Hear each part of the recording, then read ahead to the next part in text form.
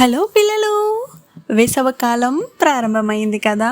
అందరికి ఇప్పుడు స్కూల్లో హాఫ్ డేస్ జరుగుతుంటాయి. ఈ ఒంటిపూట బడులు పొద్దున్నే ముగించుకొని మధ్యాహ్నం వచ్చిన మీకు అందమైన బుజ్జి బుజ్జి కథలతో పరిచయం చేయడానికి నేను మీకు స్వాగతం పలుకుతున్నాను. మీరు కథలు వినడానికి రెడీగా ఉన్నారా? అయితే స్వాగతం బుజ్జి కథల్లోకి. ఇక్కడ ప్రతి కథ ఒక కొత్త ప్రపంచం. కొన్ని సరదా నవ్వించే కథలు ఉంటాయి, కొన్ని తనివి పెంచే పొడుపు కథలు ఉంటాయి, మరి కొన్ని మిస్టరీ అడ్వెంచర్లు నిండిపోయిన కథలు ఉంటాయి. నువ్వు ఊహించగలవా? రాజులు, రాక్షసులు, గిన్నిస్ రికార్డ్ చేసిన బుద్ధివంతులు అందరూ ఇక్కడే ఉన్నారు.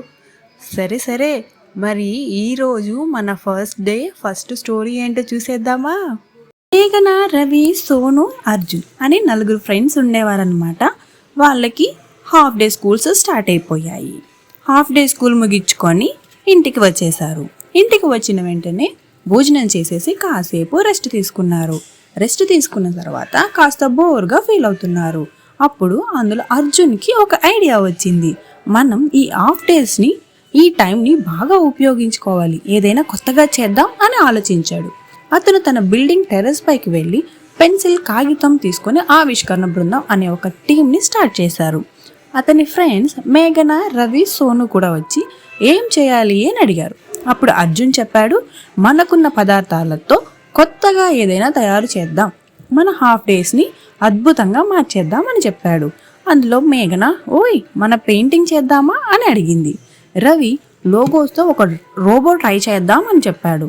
సోను పేపర్తో హెలికాప్టర్ని తయారు చేద్దాము అని చెప్పాడు.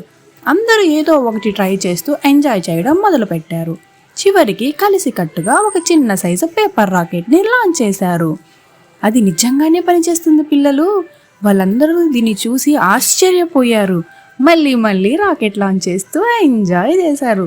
వాళ్ళ ఇంట్లో పెద్దవాళ్ళు చూసి, వావ్, మీరు హాఫ్ డేస్ని అద్భుతంగా మార్చేశారు అని అభినందించారు. మెసేజ్ ఏంటంటే, హాఫ్ డేస్ వచ్చినప్పుడు టీవీ చూసి టైం వేస్ట్ చేయకుండా పిల్లలు కొత్తగా మీ మైండ్లో ఉన్న ఆలోచనని క్రియేటివ్గా ఉపయోగించి చూడండి. మీ టైం ఎంత బాగా టైం పాస్ అవుతుందో ఒక్కసారి ట్రై చేద్దామా?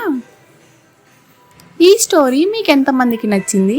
నెక్స్ట్ ఇలాంటి స్టోరీస్ మీకు కావాలంటే నా ఛానల్ని సబ్స్క్రైబ్ చేసుకోండి. బాయ్ పిల్లలు, మరొక కథతో మళ్ళీ వచ్చేస్తా.